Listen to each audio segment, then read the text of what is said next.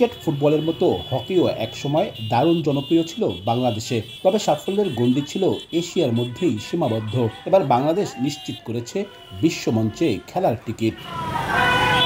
সম্প্রতি ওমানে অনুষ্ঠিত এই প্রতিযোগিতায় পঞ্চম স্থান নিয়ে বিশ্বকাপে খেলার সুযোগ পায় দলটি। আগামী বছর ডিসেম্বরে ভারতে অনুষ্ঠিত হবে এই প্রতিযোগিতা।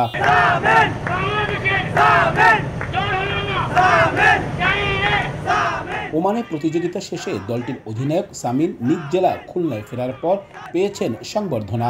ছেলের এমন সাফল্যে খুশি বাবা মা। খুব আগ্রহ ছিল খেলা বিকেএসপিতে ঢোকার জন্য, তারপর অনেক করার পরে ওরে বিকেএসপি দিলাম, তারপর তো এই ন্যাশনাল টিমে চান্স পাইলো, আর এখন আবার কোয়ালিফাই করলো। খুবই আনন্দ লাগলো, খুবই ভালো লাগলো। আমি আশা করি সামনে ওয়ার্ল্ড কাপও এরকম সাফল্য বয়ে আনবে ওর নেতৃত্বে টিম, ইনশাল্লাহ। আমি খুবই আনন্দিত এ ব্যাপারে। প্রথমবারের মতো বিশ্বকাপে বাংলাদেশের জায়গা করে নেওয়াকে বড় সাফল্য বললেও এখানেই থামতে চান না দলটির অধিনায়ক। বিশ্বকাপের এখনও 1 বছরের মতো সময় থাকলেও দ্রুতই প্রস্তুতি শুরু করার তাগিদ দলের অধিনায়কের। 25শে ডিসেম্বরে যদি আমাদের ওয়ার্ল্ড কাপের একটা ডেট দিছে, এখন এরকম যদি ডেট আমরা চিন্তা করি যে এখনও তো অনেক দিন, তাহলে কিন্তু আমরা পিছিয়ে পড়বো। যত প্রস্তুতিটা যত তাড়াতাড়ি নিতে পারবো সেটা আমাদের জন্য অনেক ভালো হবে, কারণ এখানে আমাদের এশিয়ার পাশাপাশি ইউরোপিয়ান টিমেদের সাথেও খেলতে হবে। আমরা নিজেদেরকে যতটা প্রিপেয়ার করতে পারবো ততই আমাদের জন্য খেলতে সুবিধা হবে। আমরা যদি একটা জায়গায় নিজেদের আটকায় দিই তাহলে কিন্তু আমরা সামনে আগে যেতে পারবো না। সো আমাদের এটা সীমাবদ্ধতা বলতে কিছু না।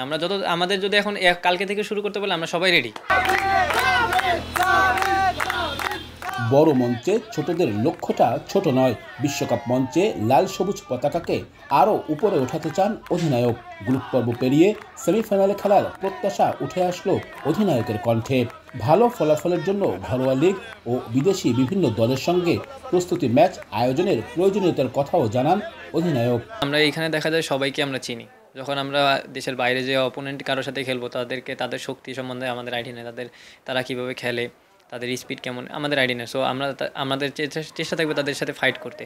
দেখা যাবে যখন আমরা তাদের সাথে ফাইট করবো তখন আমাদের ভুল বেরোবে, আমাদের ভালো দিকগুলো আসবে। যখন আমরা আমাদের ভুলগুলো সংশোধন করবো তখন আমাদের ভালোর দিকগুলো কিন্তু আরও বাড়তে থাকবে। সো আমাদের এই প্র্যাকটিস ম্যাচের গুরুত্বটা অনেক বেশি। 2025 সালের ডিসেম্বরে অনুষ্ঠিত হতে যাওয়া বিশ্বকাপ হকির গ্রুপিং এখনও চূড়ান্ত হয়নি। আব্দুল্লাহ আল মামুন রুবেল, সময় সংবাদ, খুলনা।